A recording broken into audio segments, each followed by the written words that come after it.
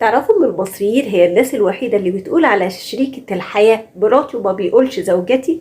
ده السر اللي احنا هنيجي نقوله النهارده. لما بنقرا القرآن الكريم بنلاقي فيه اختلاف في معنى ما بين كلمة امرأة وزوجة، وده اللي بتوضحه الآيات الكريمة. لكن الموضوع عند المصريين بيرجع لأبعد من كده شوية، وده أيام المصري القديم. المصري القديم كان بيطلق على شريكة الحياة بتاعته ميرات، يعني حبيبة القلب. وكان دايما بيستخدم حرف الت والياء لما بيكون عايز ينسب حاجة لنفسه أو امتلاكه ليها.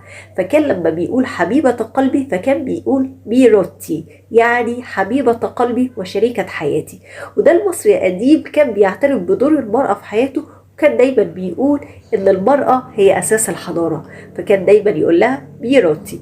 بس مع تطور الدنيا والزمن واللهجات اللي دخلت على المصريين حصل تحريف للكلمة من ميروتي الى مراتي. عشان كده احنا المصريين بنقول مراتي وما بنقولش زوجتي.